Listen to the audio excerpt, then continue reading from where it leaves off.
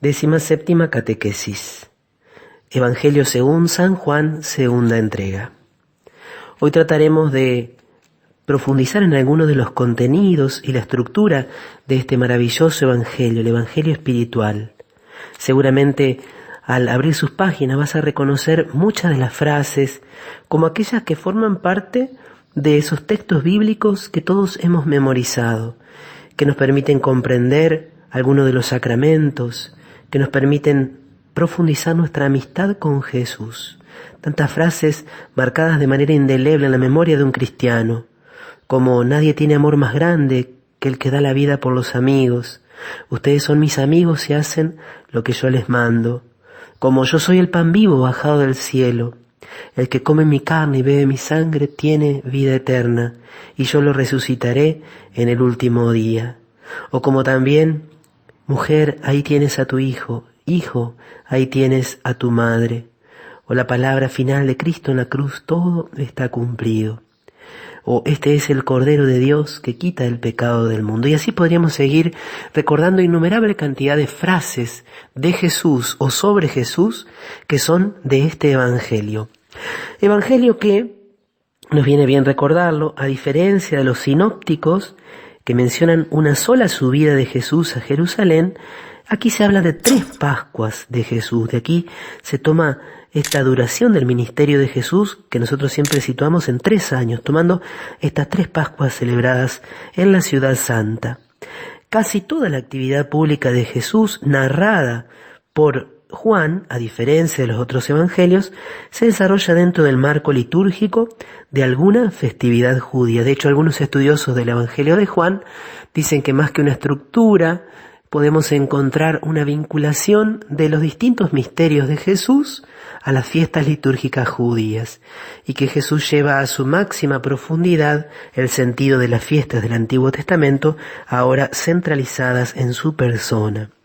En lugar de las parábolas, estos relatos sencillos a través de los cuales Jesús, con una historia como inventada, nos transmitía los misterios del reino de Dios, aquí en el Evangelio de Juan van a aparecer breves y expresivas alegorías, como por ejemplo la de la vid y los sarmientos y la del buen pastor. Cada una de ellas siempre remite al misterio de Cristo y a la relación de Cristo con sus discípulos, es decir, con nosotros. También Juan va a emplear diversos símbolos para referirse a la persona de Jesús y a los bienes que Él brinda a los hombres, como ya habíamos mencionado, el agua y el pan, estos 2 elementos tan esenciales en la vida del hombre, a través de los cuales se nos va a hablar del sacramento del bautismo y de la Eucaristía. El Evangelio comienza con un prólogo, uno de los textos más importantes de toda la Biblia, donde volvemos no solamente al nacimiento o a la concepción de Jesús, como en el caso de Mateo y de Lucas, sino a su origen eterno. Al principio existía la palabra que estaba junto a Dios y era Dios. Este prólogo, que tiene su punto culmen en el versículo 14, el Verbo se hizo carne y habitó entre nosotros, es sin duda uno de los más importantes textos de todo el Nuevo Testamento, recogido en nuestra oración cotidiana del Ángelus. Luego del prólogo, que llega hasta el versículo 18 del capítulo 1, se nos menciona el testimonio de Juan Bautista, que señala a Jesús como el Cordero de Dios, y así el encuentro de Jesús con los primeros discípulos. También Juan trae estos relatos tan bellos de los orígenes de la Iglesia, la convocación de los primeros seguidores de Cristo. Del capítulo 2 al capítulo 12, la mayoría de los biblistas actuales y las Biblias contemporáneas hablan o nos presentan el llamado Libro de los Signos, que reúne todos aquellos actos, aquellas acciones de Jesús a través de las cuales Él va a manifestar su identidad y su misión, y que muchas veces están continuadas por los discursos donde se explicita lo que se ha revelado a través de estos signos. Aparece en el capítulo 2 las bodas de Caná, la expulsión de los vendedores del templo y el anuncio de la resurrección de Jesús. En el capítulo 3 el hermoso diálogo de Jesús con Nicodemo y la referencia al bautismo, la necesidad de nacer del agua y del Espíritu. En el capítulo 4, el diálogo de Jesús con la samaritana, el diálogo que gira en torno también a la idea del agua viva y a la necesidad de ser adoradores en espíritu y en verdad. En el capítulo 5, Jesús cura a un enfermo, a un paralítico, allí junto a la piscina de Betzata, y después hay un largo discurso de Jesús y del testimonio también que el Padre da sobre Jesús. El capítulo 6, uno de los más conocidos del Evangelio de Juan, reúne primero el milagro de la multiplicación de los panes y el de Jesús caminando sobre las aguas. Aquí es donde más se parece el Evangelio de Juan a los otros evangelios sinópticos, que también van a narrar estos dos milagros a continuación. Pero después, cuando Jesús va a Cafarnaúm, tenemos ese maravilloso discurso del pan de vida, que condensa la doctrina eucarística del Evangelio de Juan, ya que Juan no nos narra la institución de la Eucaristía en la última cena y aparece allí en su lugar el lavatorio de los pies. En el capítulo 7 va a aparecer la promesa del Espíritu Santo, prometido como el agua viva. Jesús en Jerusalén, que ya anuncia su partida y se dan en torno a él las discusiones sobre su origen. En el capítulo 8 hay un relato magnífico, la mujer adúltera, y este momento en el cual Jesús se manifiesta como la misericordia que será el encuentro de la miseria. Jesús que dice esta frase, tal vez también una de las más conocidas, más reiteradas: el que no tenga pecado, que arroje la primera piedra.